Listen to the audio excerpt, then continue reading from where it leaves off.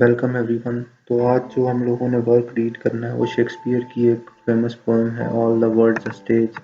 इसको आज हम रीड करेंगे, लेकिन इसको रीड करने से पहले हम ज़रा थोड़ा सा शेक्सपियर के बारे में जान लेते हैं। तो शेक्सपियर जो है वो एक एलिजाबेथन एज या रेनेसांस एज के एक बड़े फेमस पोएट, प्ले राइट और एक्टर रहे हैं। शेक्सपियर को जो है वो ग्रेटेस्ट ड्रामेटिस्ट भी कहा जाता है तमाम टाइम्स का। इसके अलावा एक शेक्सपियर की जो सबसे बड़ी कंट्रीब्यूशन है वो है कि 1700 वर्ड्स उन्होंने जो है वो इंग्लिश को दिए हैं। और ये चीज़ें जो है वो उनकी जनरल इंट्रोडक्शन है। बाकी चीज़ें तो आपने पढ़ी होंगी, ये कुछ चीज़ें थी जो मैंने कहा आपके नॉलेज के लिए ले आऊँ। तो आज की जो हमारी पोएम है वो एक असल में मोनोलॉग है, as you like it play में से, जो कि याक नाम का करेक्टर बात कर रहा होता है। तो उसको हम रीड करेंगे। ये एक मोनोलॉग है, all the world's a stage. Poem start होती है तो वो कहता है कि all the world the stage, कि दुनिया खेल तमाशा है, and all the man and women merely players, और मर्द और औरतें जितनी भी हैं वो तमाम की तमाम यहाँ पे सिर्फ खिलाड़ी हैं। And they have their exits and their entrances, और उनके आने और जाने का जो है वो टाइम है। अपने टाइम पे आते हैं, अपने टाइम पे चले जाते हैं, जैसे कि स्टेज के ऊपर एक्टर्स होते हैं। कहता है and one man in his time plays many parts, और एक इंसान जो है एक वक्त में बहुत सारे किरदार अदा करता है। हिज एक्ट्स बीइंग 7 एजेस, और उसके जो एक्ट्स हैं वो डिवाइड हुए हुए हैं 7 एजेस के अंदर। 7 डिफरेंट सेक्शंस हैं उसकी एज के, जिसके अंदर सबसे पहली एज जो है वो कहता है एट फर्स्ट द इन्फेंट, छोटा सा बच्चा होता है। म्यूलिंग एंड प्यूकिंग, म्यूलिंग कहते हैं रोने को, प्यूकिंग कहते हैं उल्टी वॉमिट करने को। इन नर्सिस आर्म, कि वो जो नर्स होती है उसकी बाजुओं में वो जो है वो उल्टियाँ कर रहा होता है, रो रहा होता है वहाँ पे। And then the whining school boy, और फिर वो जो है वो एक रोता हुआ स्कूल बॉय इसका रोल प्ले करता है विद हिज सैचल, वो अपने बैग के साथ। अक्सर आपने देखा होगा कि बच्चे जो है स्कूल बॉयज, जो छोटे छोटे बच्चे स्कूल को जा रहे होते हैं, वो बैग पहना हुआ और वो रो रहे होते हैं, उनका स्कूल जाने को दिल नहीं कर रहा होता। तो उस चीज़ को पोर्ट्रे करने की कोशिश की है यहाँ पे शेक्सपियर ने। एंड शाइनिंग मॉर्निंग फेस, और उसके चेहरे के ऊपर जो है वो चमक होती है। क्रीपिंग लाइक स्नेल, और वो स्नेल की तरह आराम आराम से जो है वो रेंगता हुआ आगे को जा रहा होता है। ऑब्वियसली यहाँ सिमिली यूज़ हुई है उसने, ऐसा नहीं है कि मतलब वो रेंग रहा होता है, ये तो आप भी समझते हैं। Unwilling to school, unwillingly to school का मतलब कि उसका दिल नहीं होता स्कूल जाने के लिए। एंड देन द लवर, और फिर तीसरी स्टेज आती है जब वो एक आशिक बन जाता है। साइंग लाइक फर्नेंस, फर्नेंस कहते हैं भट्टी को जिसके अंदर जो है हम कोयला वगैरह या इस तरह की चीज़, लकड़ी फ्यूल के तौर पे डालते हैं, उसकी तरह जो है वो साइंग साइंग आहें भर रहा होता है। विद वोफुल बैलेड, उन गानों के साथ जो कि उसने अपनी महबूबा के लिए लिखे होते हैं। Made to his mistress eyebrow, जो उसकी महबूबा के लिए उसने लिखे होते हैं woeful ballads.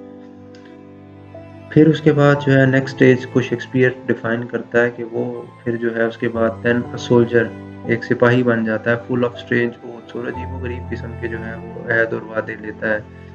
And bearded like the पार्ड, पार्ड जो है लेपर्ड को कहा जाता है। तो जिस तरह तेंदुए की चेहरे के ऊपर जो है वो बियर्ड ग्रो हुई होती है, एक कोई सिमेट्री या उसमें रेगुलरिटी नहीं होती, रेगुलर सी होती है, उस तरीके से उसकी मतलब चेहरे पे वो जो है वो बियर्ड आ रही होती है, तो वो पार्ट की तरह उसकी चेहरे के ऊपर बियर्ड उगी होती है। जेलस इन ऑनर, और वो अपने ऑनर को लेके जो है वो बड़ा सीरियस होता है। Sudden and quick in quarrel, और लड़ाई झगड़े के लिए फ़ौरन से तैयार हो जाता है। सीकिंग द बबल रेपुटेशन, जो बुलबुले की तरह उसकी जो एक रेपुटेशन होती है उसको मेंटेन रखने के लिए वो लड़ाई झगड़े के लिए तैयार हो जाता है। ज़रा ज़रा सी बात पे जो है वो लड़ पड़ता है।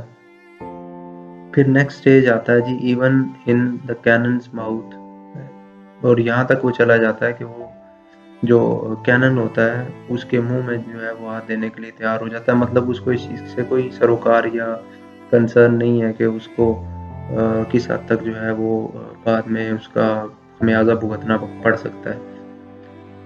अच्छा, उसके बाद नेक्स्ट स्टेज आती है जी, एंड देन द जस्टिस, और फिर वो जो है वो जस्टिस जज बन जाता है। In fair round belly with good capon lined, capon का मतलब ये जो रूस्टर होता है आपका, जिसको मुर्गा कहते हैं, वो सही मतलब पला हुआ मुर्गा, उसकी तरह जो है वो हो जाता है, उसका पेट गोल मोल हो जाता है।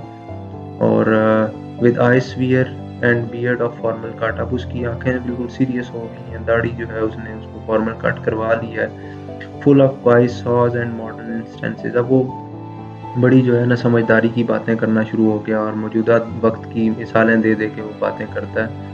And so he plays his part, और इस तरह वो अपना रोल प्ले करता है। The sixth age shifts into the lean and slippered pantaloon. और उसके बाद जो सिक्स्थ एज आती है वो उसकी होती है कि उसमें वो जो है दुबले पतले से पतलून है पहनी होती है। Spectacle on nose and pouch on side. नाक के ऊपर उसने ऐनक रखी होती है और साथ वो पाउच कैरी करता है। हिज यूथफुल होज, वो उसके जो कपड़े जो कि उसने वेल सेव्ड, जो कि उसने बचा के रखे हुए थे, अ वर्ल्ड टू वाइड, वो काफ़ी खुले हो चुके हैं। For his shrunk shank. अच्छा, श्रंक शैंक मीन्स कि ये जो आपकी पिंडली होती है, एंकल्स होते हैं, मतलब इसको कहा जाता है कि उसके घुटनों से लेकर टखनों तक की जो जगह है ये सुकड़ चुकी हैं अब। And his big manly voice, और उसकी आवाज़ जो है वो भारी आवाज़ हो चुकी है। Turning again toward childish trebles, वो जो उसकी भारी आवाज़ थी, सॉरी, जो इस टाइम तक हो चुकी थी, वो जो है वो अब आहिस्ता आहिस्ता दोबारा से पतली होती जा रही है। जैसे बच्चों की आवाज़ जो है वो बहुत ज़्यादा श्रिल होती है, उस तरह की होती जा रही है। एंड विसल्स इन साउंड, और उसकी आवाज़ के अंदर जो है वो विसल्स सुनाई देते हैं बीच में, इस तरह इसकी आवाज़ आती है तो वो बात करता है। लास्ट सीन ऑफ ऑल, और आखिरी सीन क्या होता है जी, 7 स्टेज जो है, that ends his strange eventful history, जो कि उसकी कहानी का, उसकी अजीबोगरीब सी कहानी तारीख का इख्तिताम होता है। हिज सेकंड चाइल्डिशनेस, वो उसका दूसरा बचपना होता है। एंड मियर ऑब्लिवियन, ऑब्लिवियन कहते हैं गाफिल को, और वो हर चीज़ से महज गाफिल होता है। सेकंड चाइल्डिशनेस इसलिए कहा है इसको यहाँ पे कि जब इंसान फर्स्ट, जो उसकी फर्स्ट चाइल्डिशनेस होती है, जब वो छोटा होता है तो उसको नहीं पता होता कि उसके खाने का टाइम है, उसके सोने का टाइम है, उसने क्या करना है, उसने क्या नहीं करना है, मतलब वो इन चीज़ों से बिल्कुल गाफिल होता है। और सेम केस होता है जिस वक्त इंसान जो है अपनी लाइफ के लास्ट स्टेज पे होता है, लास्ट जो उसके लाइफ के इवेंट्स चल रहे होते हैं बुढ़ापे में, उस टाइम भी वो इन चीज़ों से ऑब्लिवियस हो जाता है, उसको इन चीज़ों से कोई सरोकार नहीं होता, उसके जहन में चीज़ें रहना कम हो जाती हैं, या बातें भूल जाता है। कहीं पे भी बहला दो उधर बहल जाएगा, मतलब इस तरह से जिस तरह एक बच्चा होता है सेम, बस सिर्फ एज और हाइट वगैरह का फ़र्क होता है, बाकी सेम सेम ही हो जाता है दोनों लोगों के बीच में। अच्छा, तो कहता है कि उसकी सेकंड चाइल्डिशनेस की एज आ जाती है, लास्ट एज। सांस, सांस जो है एक लैटिन वर्ड है जो कि बाद में फ्रेंच, और फिर फ्रेंच से ओल्ड इंग्लिश में जो है वो आया था। तो वहाँ ये जो है ये सांस टीथ, सांस मतलब होता है विदाउट, कि मतलब उसके दांत नहीं होते, और उसके अलावा जो है वो सांस आइज, आंखें नहीं होती। अच्छा, एक चीज़ यहाँ पे ऐड करता चलूँ कि ये मिडिल इंग्लिश में था, मैंने स्पोर्ट इंग्लिश का, sorry for that, slip of tongue. तो वो कहता है कि सांस टीथ बगैर दांतों के, सांस आइज बगैर आंखों के, सांस टेस्ट बगैर जायके के, सांस एवरीथिंग बगैर हर चीज़ के, मतलब उसके पास कुछ भी नहीं होता। और इस तरीके से जो है वो उसकी स्टोरी का एंड होता है। तो ये 7 स्टेजेस हैं जिसके बारे में जो है शेक्सपियर अपने करेक्टर याक के थ्रू जो है वो बात कर रहा होता है। ये मैंने पहले भी बताया कि एक मोनोलॉग है, तो इसमें जो है वो शेक्सपियर ने इंसान की लाइफ को पोर्ट्रे की है। तो आज के लिए इतना ही, मिलते हैं नेक्स्ट वीडियो में।